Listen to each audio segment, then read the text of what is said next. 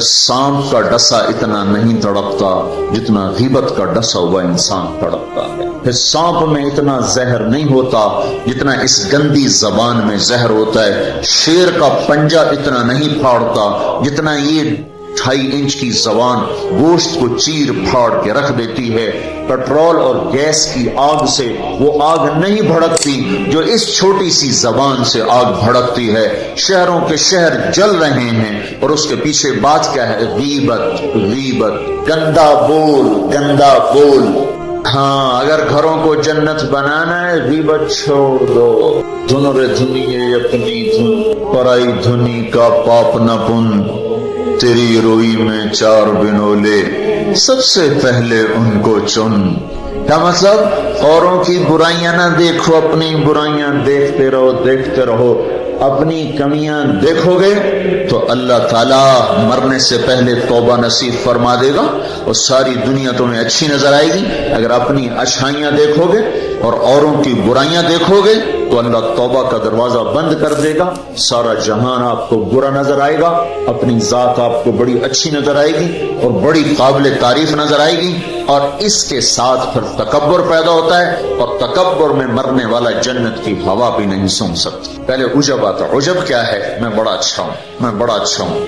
یہ عجب ہے، میں بڑا اچھا ہوں. صرف اس حد تک میں بہت اچھی ہوں، میں تو بہت اچھی ہوں، میں تو بہت اچھا ہوں. یہ عجب. جب عجب کو لگام نہیں دے گا تو اگلا درجہ آئے گا، اگلا درجہ. عجب اور تکبر کی حد ساتھ ساتھ ملی ہوئی ہے. اس لیے بارڈر پر پولیس کھڑی تھی، بارڈر پر فوجیں کھڑی ہوتی. بھائی آپس میں بارڈر ملنے جائے تو عجب اور تکبر کا بارڈر ملا ہوا ہے. تکبر کیا ہے؟ میں بڑا اچھا، وہ بہت گندا. میں بڑی اچھی، وہ بہت گندی. اپنی اچھائی کے ساتھ جب اگلے کی نفرت پیدا ہو جائے، اگلے کی حقارت پیدا ہو جائے، اس کا چھوٹا ہونا دل میں اتر جائے تو پھر یہ تکبر ہے. تکبر. اور تکبر عزازیل را خار کرد. شیطان نے شرک تو نہیں کیا تھا، تکبر کیا تھا. اگر میں سجدہ نہیں کرتا، اتنی بات تو اس کی ٹھیک ہے کہ مخلوق کو سجدہ نہیں ہوتا، لیکن کیوں نہیں کرتا تھا؟ انا خیر منہ. تو دو باتیں. اللہ نے زمین آسمان سے کہا میری مانو، ان کا یا اللہ ہم نہیں مانتے. اللہ نے شیطان سے کہا میری مانو، ان کا یا اللہ میں نہیں مانتا. تو زمین آسمان کو کچھ نہیں کہا، شیطان کو مردود کیا. کیوں؟ دونوں نے. انا اردنا الامانۃ علی السماوات والارض والجبال. ہم نے آسمان، زمین، گلگت کے پہاڑوں کو کہا میری امانت اٹھاؤ. فابین ان یحملن منها. اور کہا نہیں اللہ ہم نہیں اٹھاتے، ہم نہیں اٹھاتے، ہم نہیں اٹھاتے. ان کو تو کچھ نہیں کہا. اللہ نے کہا وَإِذْ قُلْنَا لِلْمَلَائِكَةِ اسْجُدُوا لِآدَمَ فَسَجَدُوا إِلَّا إِبْلِيسَ. اللہ نے کہا سجدہ کرو. شیطان نے کہا میں نہیں کرتا. ما منعك ان تسجد لما خلقت بيدي. تو سجدہ کیوں نہیں کرتا؟ زمین آسمان تم بوجھ نہیں اٹھا رہے. نہیں اللہ ہم نہیں اٹھائیں گے. شیطان تو سجدہ کیوں نہیں کر رہا؟ میں نہیں کر رہا. فرق کیا ہے؟ شیطان نے کہا میں نہیں کرتا. کیوں نہیں کرتے ہو؟ انا خیر منہ، میں اچھا ہوں، یہ برا ہے. خلقتنی من نار، میں آگ سے بنا، آگ اوپر جاتی. دیکھو نا، دیا سلائی کو آگ لگاؤ اور اس کو الٹا بھی کرو تو آگ اوپر جاتی، آگ اوپر جاتی. خلقتنی من نار وخلقتہ من طین، میں آگ سے، یہ مٹی سے. استخبر، وہ متکبر ہوا، نہ کہا دفع ہو جا. اچھا زمین آسمان نے کہا ابھی اللہ ہم نہیں اٹھاتے. اللہ کہا کیوں؟ اشفق، یا اللہ ہمیں تیرا ڈر، اللہ ہمیں تیرا خوف ہے کہ ہم تیری امانت اٹھا نہیں سکیں گے. اللہ ہماری ہمت نہیں کہ ہم تیری امانت. اشفقنا منها، وہ ڈر گئے کہ اللہ ہمارا بس کا نہیں ہے. اللہ کا جاؤ معاف کر دیا. انہوں نے کہا میں اچھا ہوں، مردود ہے قیامت تک کے لیے. تو میرے بھائیوں بہنوں، ایک بہت بڑی آگ ہے جو جنگل کی آگ سے بھی زیادہ شدید ہے، اور یہ زبان کا غلط بول ہے. یہ غیبت ہے. یہ غیبت جو سب سے زیادہ انسانوں کو جہنم میں لے کر جائے گی، سب سے زیادہ انسانوں کو جہنم میں گرائے گی. عیسیٰ علیہ السلام گزر رہے تھے، ایک ڈاکو بیٹھا تھا پہاڑ کی چوٹی پر. اس کی نظر پڑی، اس کو خیال آیا میں کیا زندگی گزار رہا ہوں. انہوں نے کہا یا اللہ میری توبہ مجھے معاف کر دے، آئندہ تیرے نبی کا ساتھ دوں گا. اور یہ کہہ کر پہاڑ سے نیچے اتر آیا اور ساتھ چل دیا. ایک آدمی عیسیٰ علیہ السلام کے ساتھیوں میں سے، اس نے پیچھے مڑ کے دیکھا تو وہ ڈاکو تو جو نیک لوگ ہوتے ہیں نا، نیک لوگ، ان کے لاشعور میں اپنا اچھا ہونا اترا ہوتا، ہم بڑے اچھے ہیں۔ یہ چیز بہت بڑا سبب ہے دین سے دور لوگوں کے اور دور ہو جانے کا۔ جنید جمشید گلوکار ہے، گانا گانے والا، اب ماشاءاللہ توبہ کر لی ہے، مجھ سے بڑی داڑھی ہے، مجھ سے بڑی پگڑی باندھتا ہے۔ 6 سال ہم اس کے پیچھے پھرتے رہے۔ جب اللہ نے اس کو توبہ کی توفیق دے دی تو اس نے مجھ سے کہا، میں صرف اس وجہ سے ان راہوں پہ چلا کہ تم نے مجھے حقیر نہیں سمجھا اور نفرت کا اظہار نہیں کیا، اور دوسرا کبھی فتویٰ نہیں سنایا کہ تو حرام کھاتا ہے، حرام ہی تو کھا رہا ہے، یہ ہم نے کبھی منہ سے نہیں کہا تو حرام کرتا ہے، حرام کھاتا ہے۔ سنتے رہے سنتے رہے سنتے رہے، چلتے رہے چلتے رہے۔ 6 سال کے بعد خود ہی توبہ کر لی، 3 چلے بھی لگا لیے اور داڑھی بھی رکھ لی اور چلے بھی لگ گئے اور کتنے حج ہو گئے، اور اس کے پیچھے کیا تھا؟ صرف محبت۔ اس کے گناہ کا اس کو تانا نہیں دیا۔ تو یہ جو تانا دینا ہوتا ہے یہ اور لوگوں کو دین سے دور کرتا ہے۔ تو اس آدمی نے عیسیٰ علیہ السلام کے ساتھی نے یوں دیکھا اور بڑی حقارت سے کہا، بڑے آئے ہیں یہ جو نیک لوگ ہوتے ہیں، نیک پاک عورت، پردے دار عورت، کوئی آ گئی ایسی بیچاری تھوڑی سی اعمال میں ڈھیلی تو اس کو بڑی ایسے نفرت کی نظر سے دیکھتی، آپ بڑی نیک حاجن بنتی، اس کو ایسی نظر سے دیکھتی۔ یہی حال یہ پکے نمازیوں کا ہے، یہ ایسے دیکھتے ہیں کہ جیسے پتہ نہیں اگلا دین سے ہی نکل گیا ہے۔ تو اس نے یوں دیکھا، تو اللہ تعالیٰ نے فوراً جبریل کو بھیجا، کہا میرے روح عیسیٰ تیرے پیچھے 2 آدمی آ رہے ہیں، ایک تیرا ساتھی ہے، ایک ڈاکو اور چور و چکا ہے۔ ڈاکو سے کہو تیری توبہ پر تیرے پچھلے سارے معاف، تو نئے سرے سے عمل کر، اور اپنے ساتھی سے کہو تیری نفرت کرنے پر تیری ساری نیکیاں برباد، تو بھی نئے سرے سے اب نیکیاں، تیرا سب ختم۔ تو ٹھیکیدار ہے میرے بندے کو حقیر سمجھنے کا؟ تو میرے بھائی اور بہنوں، ہمارے گھروں میں آگ ہے، آگ، اور وہ آگ چولہے کی آگ سے تیز ہے، پیٹرول گیس کی آگ سے تیز ہے، اور وہ غیبت کی بھڑکائی ہوئی آگ ہے۔ یہ وہ آگ ہے جو زبان نے بھڑکائی ہے، اس کو پانی سے نہیں بجھایا جا سکتا۔ تمہارا گلگت کا خوبصورت بہتا ہوا دریا یہ سارے کا سارا روک کر گلگت کے اوپر ڈال دیا جائے تو بھی یہ آگ ٹھنڈی نہیں ہو سکتی۔ اس آگ کو ٹھنڈا کرنے کا اللہ تعالیٰ ہی نے کہا ہے طریقہ، جو بتایا کہ لا یغتب بعضکم بعضا، بند کر لو زبانیں، غیبت مت کرو، لا تجسسوا، ہمارے نبی نے کہا کسی کی ٹو نہ لگاؤ کیا کرتی ہے کیا کرتا ہے، لا تحسسوا لا تجسسوا، تحسس کیا ہے؟ خود پیچھے پیچھے پھرنا، اور تجسس کیا ہے؟ کسی کو پیچھے لگ جاؤ، دیکھو کہ جیسے پولیس ہی نہیں، حکومت والے CID لگاتے ہیں نا، CID، یہ تجسس ہے، تجسس جاسوس، اسی سے جاسوس ہے، تجسس سے جاسوس، اور وہ رپورٹ لکھتے ہیں، وہ الٹی لکھیں سیدھی لکھیں، اسی پہ فیصلے ہوتے ہیں۔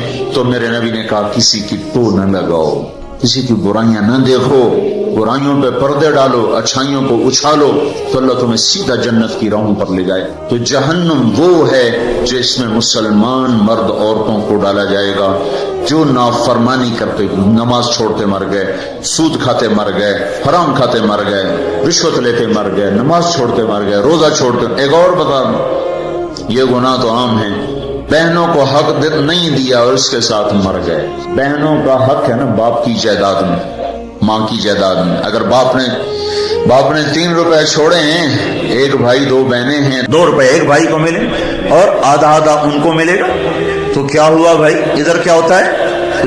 سارا حق بھائی دبا کے بیٹھ جاتا، سارا حق بھائی نے دبایا، اور بھائی کیا ہوا؟ کہا جی ہمارا رواج کوئی نہیں۔ اچھا قرآن تو کہتا للذکر مثل حظ الانثیین، 2 بیٹیوں کے برابر ایک بیٹے کا حصہ ہے، 1 روپیہ بیٹی کو ملا، 2 روپے بیٹے کو ملے، 8 آنے بیٹی کو ملے، 1 روپیہ بیٹے کو ملے گا۔ پر اللہ تبارک و تعالیٰ نے عورت کا حق پہلے بتایا، مرد کا حق بعد میں بتایا، للذکر مثل حظ الانثیین، للذکر مثل حظ الانثیین۔ اور یہاں ساری گلگت کی وادی بہنوں کا حق کھا جاتی ہے، اور کوئی کہتا بھی نہیں کہ حرام ہو گیا۔ تو رشوت کھائے تو کہتے رشوت کھاتا ہے، کوئی سود کھائے کہتے بڑا مجرم ہے سود کھاتا ہے، کوئی ڈاکہ ڈالے تو کہتے بڑا ظالم ہے ڈاکے مارتا ہے۔ سارے گلگت والوں نے بہنوں کے حق پہ ڈاکہ مارا، نہ کوئی مقدمہ ہوا، نہ کوئی فریاد ہوئی، نہ کسی نے ہائے کی، اور کسی بہن نے کچھ مانگ بھی لیا تو الٹا اسے پہ چڑھائی ہو گئی. بہنوں کا حق کھاتا ہوا مر گیا، جنت کی ہوا بھی نہیں لگی. ماں کا حق کھا لیا، خامن مر گیا، اللہ نے ماں کا حق رکھا ہے. اولاد ہے تو 8واں حصہ ماں کا ہے، اولاد کوئی نہیں 4تھا حصہ ماں کا ہے. باپ مر جاتا ہے، مائیں بیچاری فقیر بن کے بچوں سے خیرات مانگتی ہیں، حالانکہ اللہ نے خامن کے حق میں سے 1/8 ماں کا حق رکھا تھا، کوئی نہیں دیتا.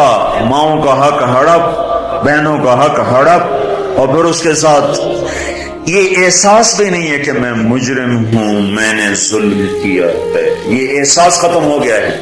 تو بھائیوں میرے بہنوں، اللہ نے جہنم کو بنایا ہے نافرمان مسلمان مرد عورت کے لیے. اگر توبہ نہ کی تو اس میں جانا ضرور ہے. جو ہے نا آخری آدمی جو نکالا جائے، جب وہ نکالا جائے گا تو اللہ تعالیٰ کہیں گے اس کو نکالو، ایک آدمی دوزخ میں اس کو نکالو. تو وہ جبریل آ کر کہیں گے بھی اس کو نکالو. تو دوزخ کا فرشتہ مالک کہے گا کہ دوزخ نے ایک کروٹ بدلی ہے، اس میں ہر چیز کو اس نے الٹا پلٹا کے پھینک دیا ہے، مجھے سمجھ میں نہیں آ رہا وہ کہاں پڑا ہوا ہے. تو جبریل کہیں گے یا اللہ وہ مالک کو پتہ نہیں چل رہا وہ کہاں پڑا ہوا ہے. تو اللہ تعالیٰ کہیں گے جاؤ فلاں پتھر کے نیچے دبا پڑا ہے.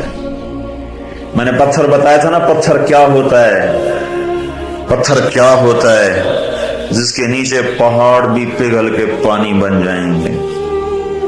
اللہ تعالیٰ کہیں گے فلاں دوزخ کے کونے میں پتھر کے نیچے ہے. تو جبریل بھی اندر جائے گا اور وہ مالک بھی اندر جائے گا. وہ پتھر کو اٹھائیں گے تو نیچے منہ کے بل گرا پڑا ہوگا اور اس کے اوپر آگ ہی آگ ہوگی، اور وہ زبان سے کہہ رہا ہوگا یا حنان یا منان. ایک دفعہ جبریل آئے گا، یا رسول اللہ آپ کو دوزخ کے سنوں کا سنیں کہ جہیم میں حاویہ میں منافق ہیں، جہیم میں مشرک ہیں، سقر میں صابی ہیں مجوس ہیں، اور سعیر میں مجوس ہیں، لظہ میں یہود ہیں، حطمہ میں عیسائی ہیں. اور کہہ کر جبریل چپ ہو گئے. تو آپ نے کہا اور کیا؟ کہ جی آپ سے شرمت کہنے نہیں بتاؤ. کہا جہنم میں آپ کی امت ہے، نافرمانی کرتے ہوئے جو مر گئے توبہ کیے بغیر. تو ہمارے نبی بے ہوش ہو کے گر گئے اور روئے جا رہے، نہ کسی سے بات کر رہے، نہ کلام کر رہے، نہ کھانا کھا رہے، روئے جا رہے. حضرت عمر رضی اللہ تعالیٰ عنہ اجازت مانگنے گئے تو آپ نے اندر آنے کی اجازت نہیں دی. سلمان فارسی اجازت مانگنے گئے تو آپ نے اندر آنے کی اجازت نہیں دی. سلمان فارسی بھاگ کے حضرت فاطمہ کے پاس گئے کہ جاؤ ابا کی خبر لو. وہ رو کے ان کا حال برا ہے اور کسی سے بات نہیں کر رہے، کھانا نہیں کھا رہے. حضرت فاطمہ رضی اللہ تعالیٰ عنہ دوڑی ہوئی تشریف لائیں، دروازے پہ دستک دی تو آپ نے، چونکہ حضرت فاطمہ سے محبت بے پناہ تھی تو آپ نے فوراً اجازت دے دی. اندر آئیں تو کہا ابا جان کیا ہوا، میں آپ پہ فدا قربان، آپ کا یہ حال کیوں بنا ہے، کیا ہوا ہے؟ تو آپ نے کہا فاطمہ میری بیٹی، مجھے جبریل نے بتایا ہے میری امت کے نافرمان مرد عورتوں کو جہنم میں جانا ہوگا. اور آپ کتنے نوجوان ہوں گے جو کہیں گے ہائے ہماری جوانی پہ کرم میں رحم کرو، پر کوئی رحم نہ کھائے گا. کتنے بوڑھے ہوں گے جو کہیں گے ہمارے بڑھاپے پہ رحم کرو، کوئی رحم نہ کھائے گا. کتنی عورتیں ہوں گی جو ننگی ہو کر جہنم میں پھینکی جائیں گی اور ان کے بالوں کی چوٹیوں سے پکڑ کر فرشتے ان کو گھسیٹ رہیں گے اور کہیں گے ہائے ہماری بے پردگی، ہم پر رحم کرو. ان پر کوئی رحم کرنے والا نہیں ہوگا. مجھے یہ خبر رلا رہی ہے، بے قرار کر رہی ہے. تو لیبلوکم ایکم احسن عملا، ان قریب موت پر یہ سب کچھ کھل کے سامنے آنے والا ہے. اللہ تعالیٰ نے اس کی تیاری کے لیے ہمیں یہاں بھیجا ہے. ہم آزاد نہیں ہیں، اللہ اس کائنات کا بادشاہ ہے. زندگی موت کا نظام بنایا اور عزت اور ذلت کا نظام بنایا، جنت اور جہنم کا نظام بنایا، عرش فرش زمین آسمان چاند تاروں کا نظام بنایا، اور دنیا اور آخرت کی ساری عزتوں تک پہنچانے کے لیے حضرت محمد صلی اللہ تعالی علیہ وسلم کو رہبر بنا کر، ہادی بنا کر قیامت تک کے آنے والے انسانوں کے لیے رہبری کا طریقہ دے کر آپ نے مدینے مکے کی پہاڑیوں سے آپ کو چاند بنا کے، سورج بنا کے آپ کو طلوع فرمایا. اور پھر قیامت تک کے لیے سورج چمکتا رہے گا، یہ چاند چمکتا رہے گا، نہ یہ گھٹتا ہے اور نہ اس پر کوئی گہن لگتا ہے، نہ اس پر کوئی داغ آتا ہے، نہ اس میں کوئی آگ ہے. آپ ساری دنیا کے مردوں عورتوں کے لیے عزت کا راستہ لے کر آئے، بلند